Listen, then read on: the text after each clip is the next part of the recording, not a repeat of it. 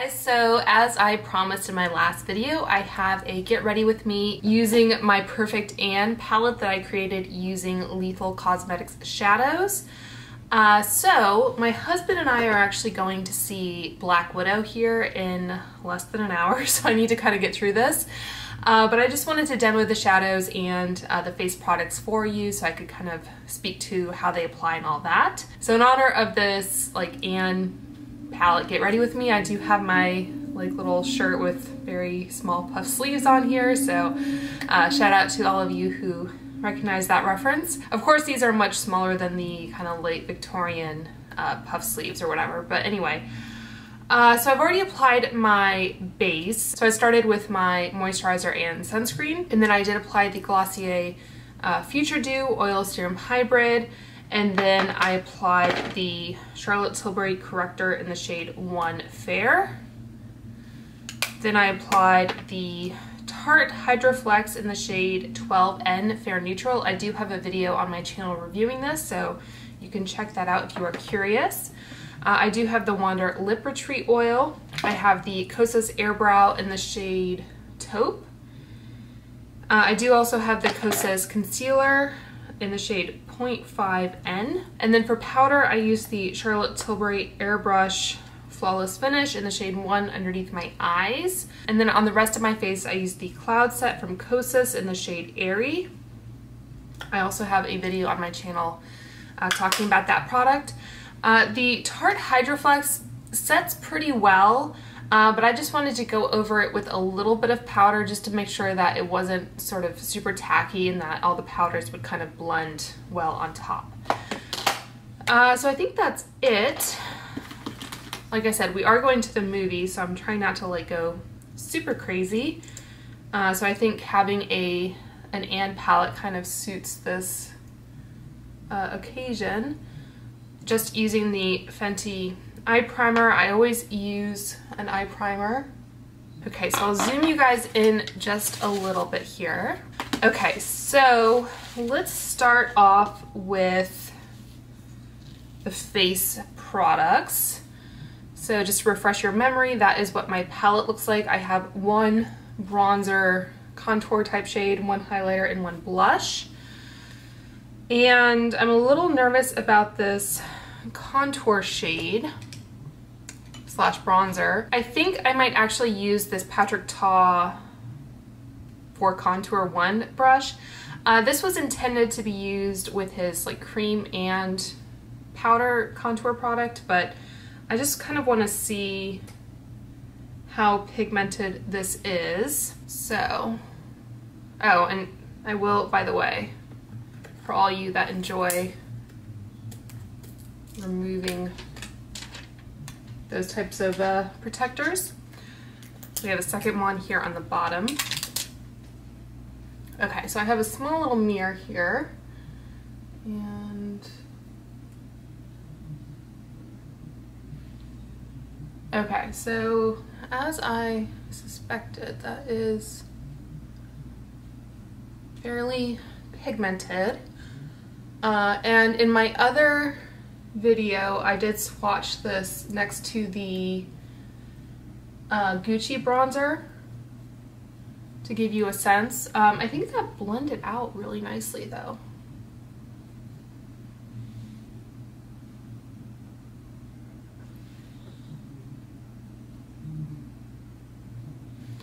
And this I think is a nice brush to use with it as well. I'm going to try to just lightly, usually I use the, what's it called? The Fenty Matchstick in the shade Amber for my contour.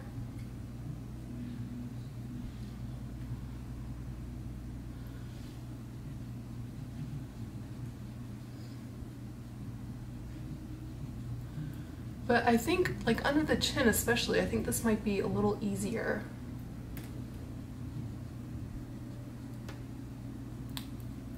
Okay. All right, so let's do a little on the forehead.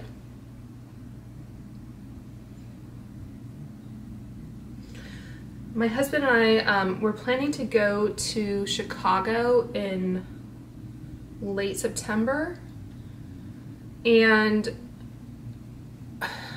I'm not sure whether we're going to check a bag or not. I think we might check one bag for the two of us. Of course, you know, he has like a fraction of the things I feel like I need to bring with me. So we have, I think, like a personal item and a carry-on, but I'm just trying to think through like all the various like toiletry and makeup items, and I can't imagine those all fitting in a quart-sized bag. So anyway, that is the blush. I'm going to tap off some of the excess. This is the Refer number 5 brush.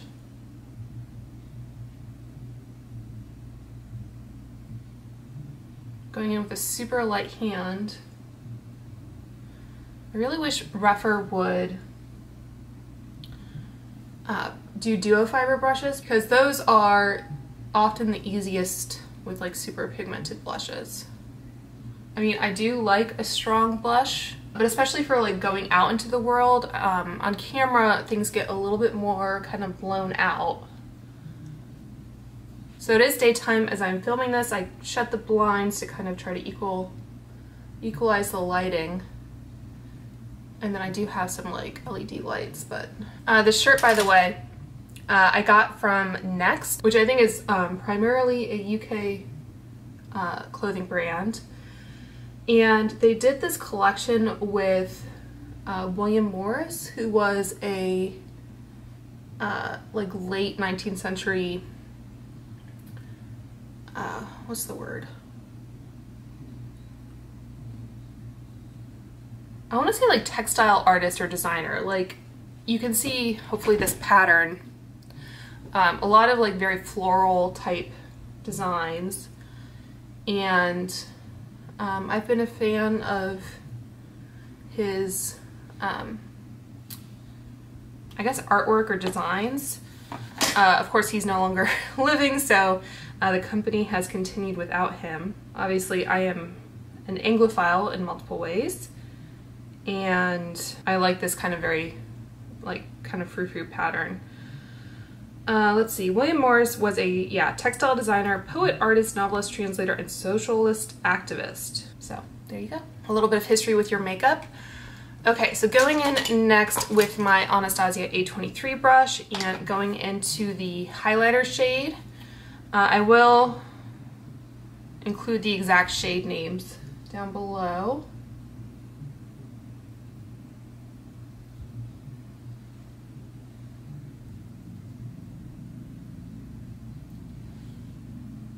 It's not quite as beaming as I thought it would be, but I'm not mad at that.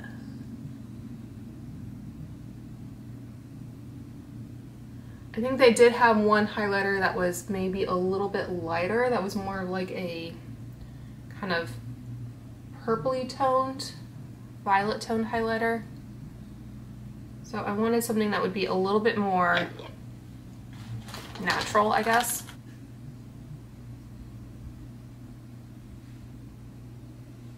So it's nice, it's not like the most insane highlighter I've ever tried. Okay, so let's do the eyes.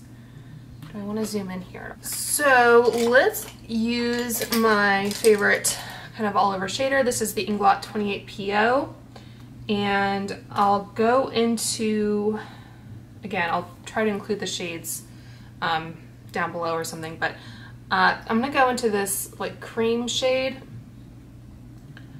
I think I want something a little bit more,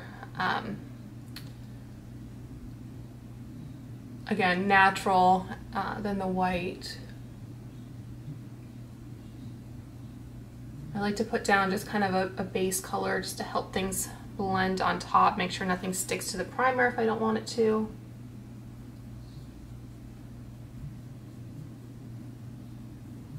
Okay, so the color I really want to use is the shade Kindred, which, as I said in my swatch video, is like the epitome of the Anne shade because of Kindred spirits and all that. So that is like a very kind of peachy metallic. I can't decide if I want to go more cool toned or warm toned. I think I'm going to start with this kind of more mauve-y shade here and put that in the crease. The Lethal logo kind of looks like the Black Widow symbol too. I'm just realizing that.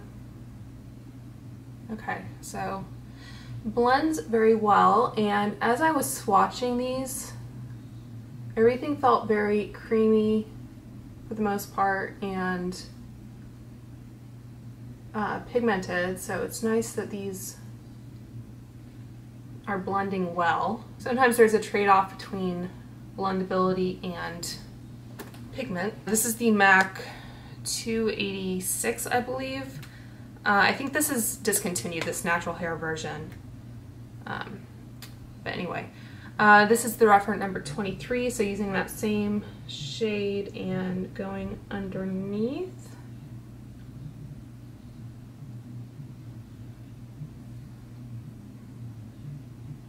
We are seeing a matinee, so that's like peak Anne.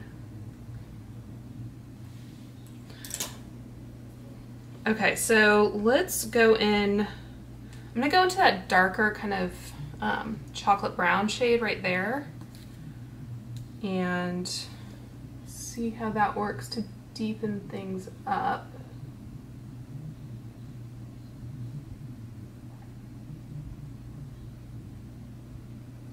It's funny because I just watched a few reviews of the new Hourglass palette system, which if you've seen it, it's not like a like metal pan and magnet system like this. It has like its own like proprietary design, and it's one of those where you can only use their palettes because they're shaped a certain way and the shadows actually snap in. They're not magnetized. The shadows look really beautiful, but I think what everyone is talking about is how absurdly expensive they are. I think it's like $29 for 1 gram of product. And these shadows are, I think, $6 if you buy them as singles. And they do work in other palettes, so you don't have to worry about that. Going in with a Spectrum B07. And again, that same cream shade that I used at the beginning, just to make sure everything is nice and blended.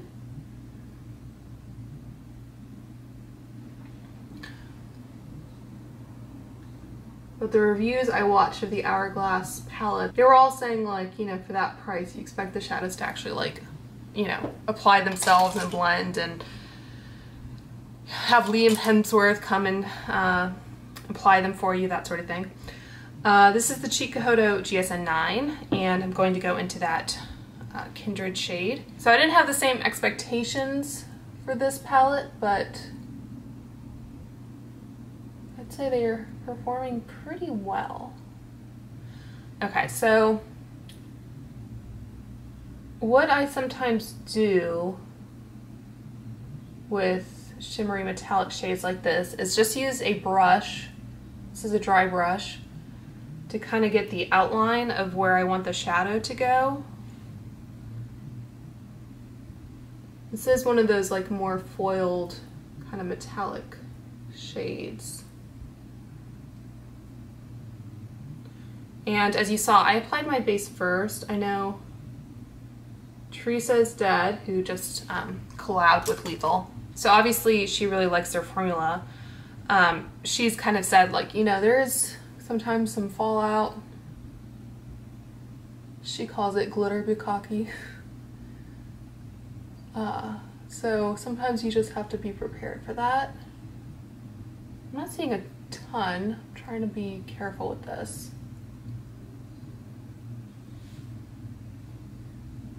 These metallic shades do remind me a bit of the Makeup Geek foiled formula. So if you are a fan of those, you might like this. And last I checked, the Makeup Geek foiled shadows are, I think, like twice the price maybe of these.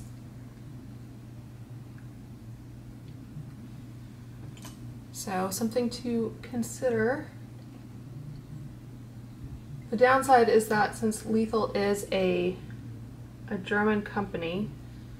You do kind of have to think about shipping. So I got free shipping because I ordered over $150 worth, but if you want to buy less than that, I think Camera Ready Cosmetics also has like some singles and the magnetic palette. So you can check them out, and I think their free shipping is at like 50 maybe, something like that. So going into this like champagne shade here with my Chico Hedo brush again, and just apply some of that on the inner corner. Okay, so now I am seeing some fallout on my cheeks.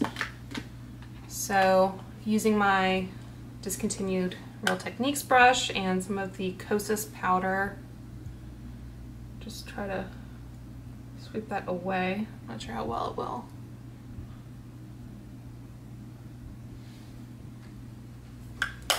Okay, and then I think I want to add just a little bit more dimension. So I think I'm gonna go in with that taupe metallic there, and just pat some of that on the outer third or so.